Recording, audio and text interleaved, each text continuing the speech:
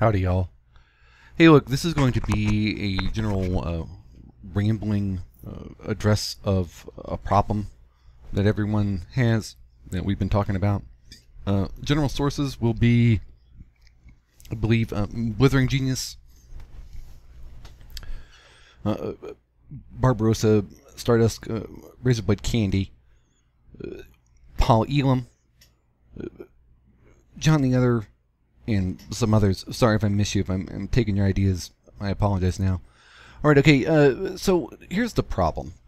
Alright, it's not just that we seek female approval. It's not just that we men like having sex, like touching, holding women.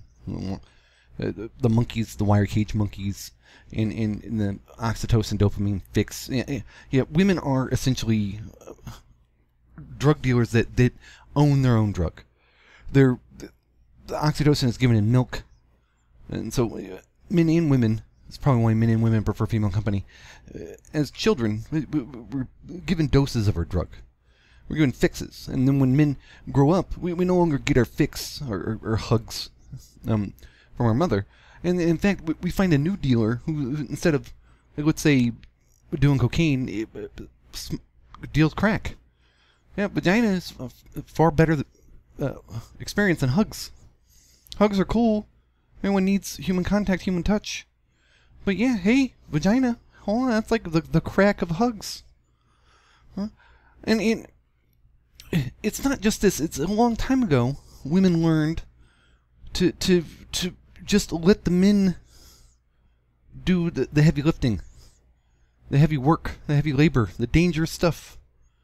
For their hormonal reasons, their fear. It's like, hey, that's dangerous. Someone else do it, and men step up, the whole man up thing, and they do it. In some cases, hoping to get rewarded with sex, hoping to get rewarded with a fix. But in general, the problem is that we've evolved a sort of world in which, once upon a time, humankind worshipped women as gods. And then, for tens of thousands of years, man worshipped women as gods. And for tens of thousands of years, humankind lived in thatched huts, banging rocks and rubbing sticks together to keep warm. Yeah, and then one day, a man realized, hey, screw this. I'm going to go, figure out fire. I'm going to go figure out how to build a hut. I'm going to go figure out how to build a house, a log cabin, heating units. Yeah, I'm going to go do something else. His reasons for doing this could have been many, but ultimately what happened was women were like, okay, I want to go to that guy. That guy's got something. It's not just I want what he has, although that's a thought there, right? It goes into divorce and her taking the stuff. But like, she's thinking, that's the guy to follow. That's the guy to lead. I want to be I want to be that guy's drug dealer. That guy's got a lot of money. And I'm speaking metaphorically, but it's oddly actually literal. That guy's got a lot of money. I'm a drug dealer. I like money. Yeah, I'm going to go to that guy. I'm going to be buddy-buddy with that guy. I'm going to live in that guy. I'm going to live in that addict's home. That addict's going to pay me all the money, so to speak, for my drug. Now, where this screwed up, this is essentially a pretty good system, because generally speaking, despite what Blithering Genius says about a woman wanting to protect her children from death and aggressive alpha males from other groups by having children with a lot of different men, so men had paternity uncertainty, so they wouldn't go about killing just children like lions kill children, like lions kill cubs. What happened was that generally, basically, women are human beings, and they're reasonable. They're like, hey, polygamy's kind of a pain in the ass. Like women are catty. We don't like to share, because they're humans, they don't like to share. It's like, hey, that's my addict. Stop dealing drugs to my addict. Stop moving in on my territory. Stop. That's not cool. And so, generally, women were like, hey, I'm not the prettiest, flower in the garden. Or, I'm not, there was some reasonableness. It was like, and they were willing to compromise. And they called it settling. And we were told this whole crap about not settling. Don't settle. Settle's bad. Settle means you're a loser. But no, eventually everyone settles. Eventually everyone used to settle. But the state started giving rewards and incentives to women to not settle. It's like, hey, drug dealer, you could still get your addict's money without having to give them the drug, and you can go get a new customer somewhere else. And we'll co-sign your bullshit. We'll support your bullshit. We'll help you get paid. Because you getting paid gets me paid. All of a sudden, it's like the drug dealer had like a thug that would go and collect money, like a sort of mobster. Yeah, the government's like the mob, La Cosa Nostra, and that's what happened.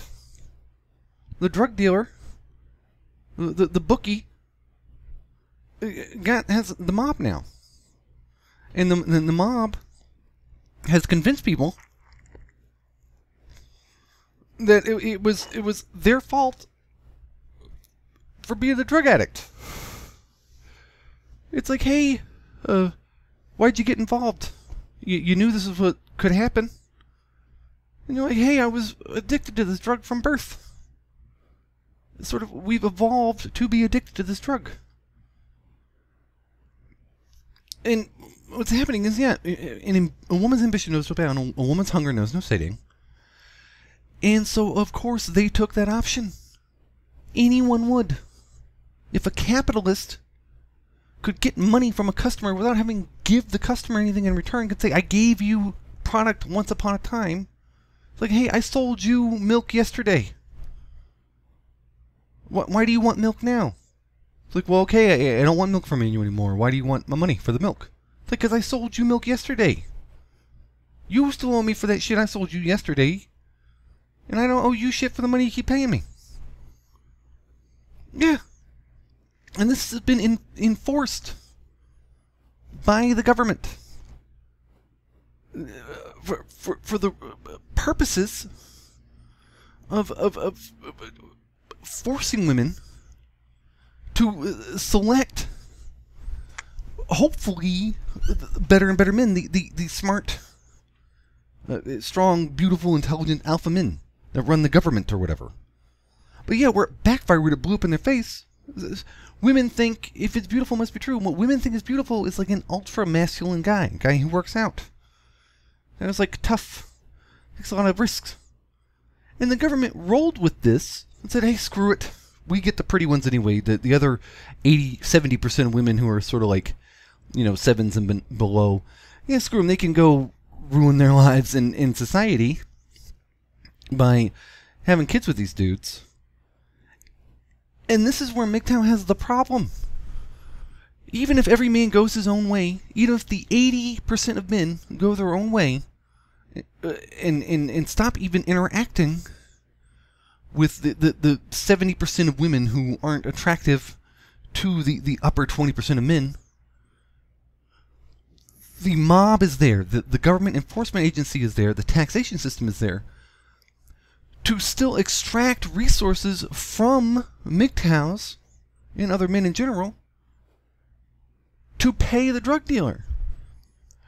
Even if every man after puberty becomes like an ultra MGTOW and never pays a woman in any way for sex, never gives her any attention, never gives her any of his time or money, never watches porn, never feeds in to his addiction at all, ever, he is still forced to pay for a drug he's never taken.